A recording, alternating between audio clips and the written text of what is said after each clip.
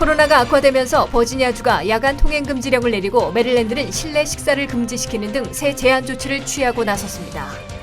워싱턴 DC와 버지니아, 메릴랜드가 코로나19 백신 배포 계획을 발표했습니다. 코로나 구호 패키지의 1인당 $600 직접 지원과 실업수당 주당 $300씩 16주 제공을 포함시켜 확정시키려 하고 있습니다. 미 신규 실업수당 청구 건수가 지난주 85만 3천 건으로 급증해 해직 사태가 다시 악화되고 있는 것으로 나타났습니다. 코로나 시대 반려동물 시장이 특수를 누리고 있는 것으로 나타났습니다. 시청자 여러분 안녕하십니까? 워싱턴 뉴스 투데이입니다. 코로나 사태가 최악으로 치달으면서 버지니아주가 야간 통행 금지령을 내리고 메릴랜드의 몽고메리 카운티, 프린스 조지 카운티, 볼티모어시가 실내 식사를 다시 금지시키는 등 새 제한 조치를 취하고 나섰습니다. 버지니아는 식당과 예배당 등 새로운 제한 조치를 취하지 않는 대신 자정부터 새벽 5시까지 야간 통행 금지 권고령을 내렸는데요. 메릴랜드에선 식당의 실내 식사를 다시 금지시키는 셧다운 조치를 취하고 있습니다. 김지수 기자의 보도입니다.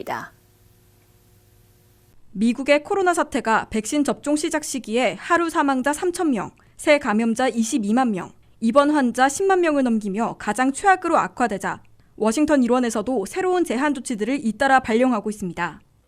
버지니아의 랄프 놀뎀 주지사는 행정명령을 통해 권고령이지만 심야 통금 카드까지 꺼내들었습니다. 랄프 놀뎀 버지니아 주지사는 일요일 자정, 즉 월요일인 14일 새벽 0시 1분부터 주내 저녁에서 자정부터 새벽 5시 사이에는 집에 머물라는 일종의 야간 통행 금지령을 발동했습니다. 다만 경찰이 야간에 운행하는 차량을 스톱시키는 등 강력한 단속을 실시하는 것은 아니며 강력히 촉구하는 권고령이라고 버지니아 주정부는 밝혔습니다. 또 출장 중이거나 긴급 의료, 식료품 배달 등에 대해선 야간 통금에서 예외를 인정해주기로 했습니다. 놀뎀 버지니아 주지사는 이와 함께 5세 이상의 주민들은 이제 공공장소뿐만 아니라 다른 가족들과 함께 모이면 실내에서도 마스크를 착용하도록 마스크 의무화를 확대했습니다. 하지만 버지니아에서는 이번 제한 조치 강화에도 불구하고 식당과 소매점, 예배당에서의 제한 조치는 크게 바뀌지 않습니다. 이에 비해 메릴랜드에서는 대부분의 카운티별로 식당 실내 식사가 다시 금지되는 등 더욱 강력한 제한 조치들이 잇따라 취해지고 있습니다. 볼티모어시는 이번 금요일 저녁 5시부터 식당의 실내뿐만 아니라 실외 식사까지 모두 금지시키고 주문은 픽업 또는 배달만 허용키로 했습니다. 볼티모어시는 또 교회와 소매상, 쇼핑몰에서도 수용 능력의 25%까지로 다시 대폭 낮춰 문을 열도록 했습니다. 몽고메리 카운티는 카운티 의회의 승인이 나오면 오는 15일 저녁 5시부터 식당의 실내 식사를 다시 금지시키고 소매점의 경우 200스퀘어피트당 1명만 손님을 받도록 제한 조치를 강화키로 했습니다.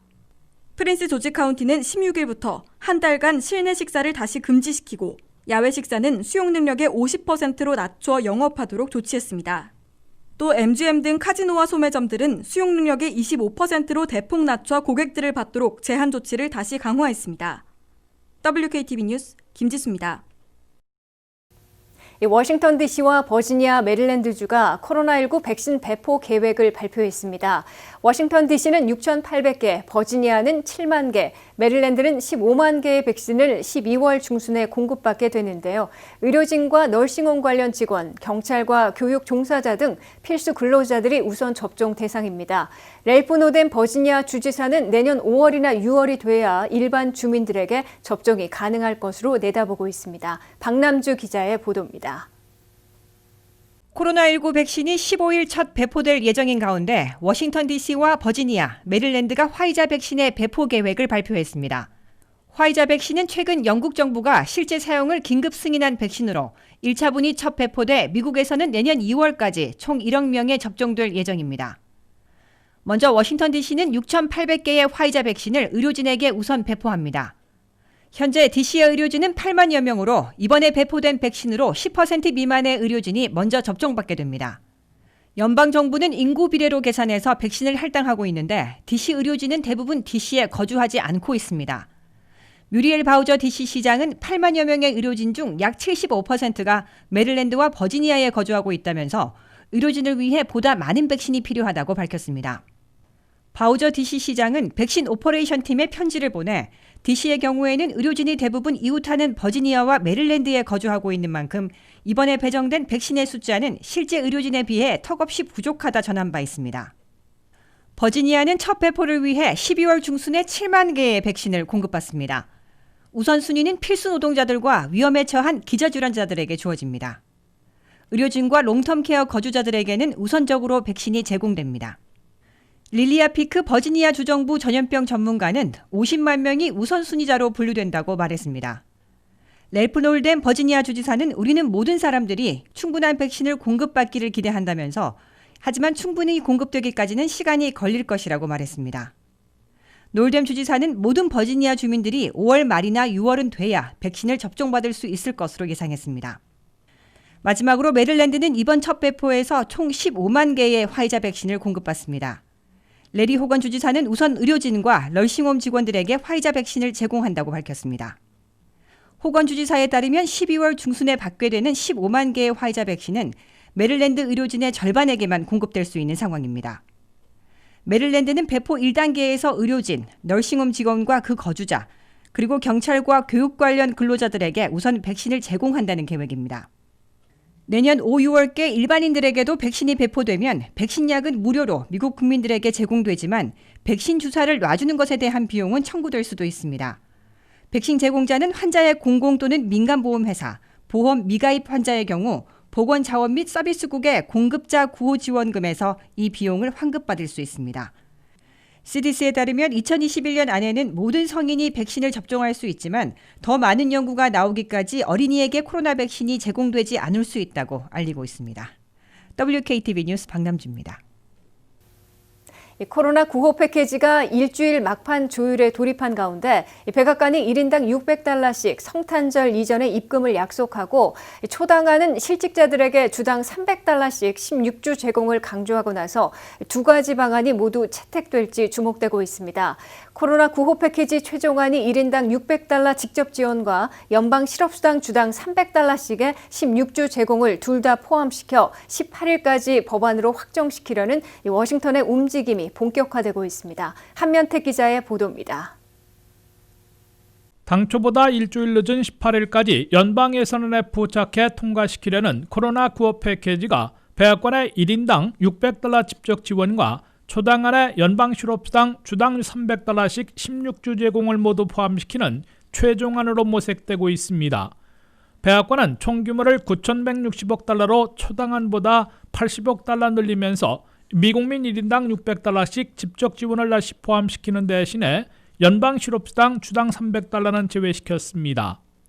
스티브 무누신 재무장관은 총 규모를 9천억 달러대로 맞춘 상황에서 미국민 1인당 $600씩의 직접 지원금을 성탄절 이전에 조속히 입금시켜줄 수 있는 반면에 연방 실업수당 지급에는 수주일이 걸려 새로운 제안을 하게 된 것이라고 설명했습니다. 민주공화 양당 상원의원 9명에다가 50명의 초당파 하원의원 모임인 문제결사의 공동의장들이 가세한 초당파 상하원 의원들은 $9,080억 달러 규모의 코로나 구호 패키지 법안에 담을 세부 내역을 공개했습니다. 초당안에 따르면 2천만 명 이상의 실직자들에게 12월 26일 완전히 끝나는 연방 실업수당을 부활시켜 1월부터 4월까지 주당 $300씩 16주 동안 제공하고 장기 실직자들에게도 16주 추가 수당을 지원하겠다고 밝혔습니다. 예대 워싱턴 정치권의 다수는 백악관 안에서 빠진 연방 실업수당 중에 주당 $300 16주 제공과 초당안에는 없는 미국민 1인당 $600 직접 지원을 모두 포함시키는 방안을 거론하고 있습니다. 공화당의 케빈 메카시 하원 대표는 백악관이 제안한 $9,160억 달러의 코로나 구호 패키지에 미국민 $600씩 제공하는 직접 지원에는 미치 매커넬 상원 대표도 지지하고 있다며 공화당 지도부의 입장임을 확인했습니다. 낸시 펠로시 하원의장과 척 슈머 상원 대표 등 민주당 지도부는 민주당은 아직도 미국민 직접 지원을 찬성하고 있다며 미국민 직접 지원을 포함하려면 연방 실업수당도 동시에 시행해야 한다는 입장임을 밝혔습니다. 민주계 무소속인 버니 샌더스 상원의원과 함께 미국민 직접 지원 관철 투쟁을 벌이고 있는 공화당의 조시 하울리 상원의원은 1차 때와 같이 미국민 1인당 $1,200씩을 제공하자는 법안까지 상정했습니다. WKTV 뉴스 한면택입니다. 미 전역에서 신규 실업수당 청구 건수가 지난주 85만 3천 건으로 급증하며 일자리 회복은 급냉하고 있어 해직 사태가 다시 악화되고 있는 것으로 나타났습니다. 각 주별 레귤러 실업수당을 받는 실직자들은 대폭 늘어나는 반면 연방 지원이 끊기며 연방 실업수당과 전체 실업수당 수령자들은 급감해 1,900만 명대로 떨어졌습니다. 미국의 코로나 사태가 최악으로 치달으면서 일자리 증가를 급냉각시키고 해직 사태는 다시 악화시키고 있습니다. 미 전역에서 12월의 첫째 주인 지난주 신청한 신규 실업수당 청구 건수는 85만 3천 건으로 급증한 것으로 연방노동부가 집계했습니다. 이는 전주보다 13만 7천 건이나 늘어난 것이고 9월 중순 이래 최고치를 기록한 것입니다. 버지니아에선 14,600건이나 급증하면서 2만 3천 건을 넘었고 메릴랜드에서는 970건 증가한 1,260건을 기록했습니다. 인구가 가장 많은 캘리포니아는 17만 7,800여 건이 신청돼 4만 7,500건이나 급증했고 뉴욕도 6만 3,400건으로 17,500건 늘어났습니다. 텍사스는 4만 5천 건으로 근 2만 건 급증했고 조지아는 3만 2,400건으로 13,200건 늘어났으며 플로리다는 2만 5천여 건으로 근 2천 건 증가했습니다. 이와 함께 현재 실업수당을 받고 있는 실직자들은 주별 레귤러의 경우 576만 명으로 전주보다 23만 명이나 늘어났습니다. 반면 12월 26일이면 완전 종료되는 연방 실업수당 혜택이 계속 끊기면서 전체 실업수당 수령자들은 112만 명이나 급감하며 1,904만 명으로 근래 들어 처음으로 2천만 명 아래로 떨어졌습니다. 연방 실업수당 혜택이 순차별로 끊기면 자영업자, 프리랜서, 임시직 근로자들이 이미 주당 실업수당을 받지 못하고 있는 데 이어 6개월 이상 장기 실직자들도 13주 추가 실업수당 지원이 없어져 심각한 생활고에 빠지고 있습니다. 12월 26일 연방 실업수당 혜택이 완전 끊기면 실직자 1,200만 명이 연방 지원을 받지 못하게 됩니다. 이 때문에 다음 주말까지 통과시켜야 하는 코로나 9호 패키지 법안에 연방 실업수당을 부활시켜 16주를 추가 지원하는 방안을 포함시켜 시행해야 할 것으로 연방 의원들과 경제 전문가들은 강조하고 있습니다. 올해 코로나로 식당 등 대부분의 사업장들이 매출 감소로 고통을 받고 있는데요. 이 가운데 나홀로 특수를 누리는 업종이 있습니다. 바로 반려동물 관련 시장인데요. 미국에서는 이른바 집콕 현상으로 올해 반려동물 시장이 990억 달러가 소비됐는데 이는 사상 최고치입니다. 박남주 기자가 전합니다. 신종 코로나 바이러스 감염증으로 인해 재택근무자가 급증하는 등 이른바 집콕하는 사람들이 늘면서 미국 반려동물 시장의 매출이 대폭 증가한 것으로 나타났습니다. 코로나19 여파로 식당 등 대부분의 업종이 불황을 면치 못하고 있는 가운데 반려동물 관련 사업은 나홀로 코로나 특수를 톡톡히 누리고 있는 셈입니다. CNBC 방송에 따르면 미국 반려동물 용품협회는 올해 미국인들이 반려동물과 관련해 사료부터 치료비에 이르기까지 지출한 금액이 총 990억 달러에 달한다고 밝혔습니다. 이는 사상 최고치입니다. 반려동물 용품업체 페이블의 소피 바칼라 공동 창업자도 반려동물 입양이 늘고 집에서 시간을 보내는 사람이 많아지면서 올해 전례 없는 성장률을 기록했다면서 지난해부터 수입이 12배 증가하고 목표액의 3배를 넘어섰다고 밝혔습니다. 이어 전통적인 매장들이 문을 닫으면서 기존에 온라인으로 구매하지 않았던 신규 고객 확보의 기회를 엿볼 수 있게 됐다며 이것이 올해 성장에 기름을 부었다고 말했습니다. 미국 대형 반려동물 용품 전문점인 펫코도 올해 매출액이 지난해보다 10%가량 오른 40억 달러를 기록했다고 밝혔습니다. 바칼라는 특히 코로나19 대유행 기간 있었던 가장 큰 문제 중 하나는 분리불안과 따분함이었다면서 사람들이 재택근무를 하는 동안 반려동물이 시간을 함께 보낼 수 있는 제품들을 찾고 있다고 분석했습니다. 미국은 전통적으로 리트리버 등 대형견을 선호하는 분위기였으나 최근 코로나로 집안에 머무는 시간이 늘면서 비교적 보살피기 쉬운 소형견 양육 비율이 늘고 있는 추세입니다. WKTV 뉴스 박남주입니다.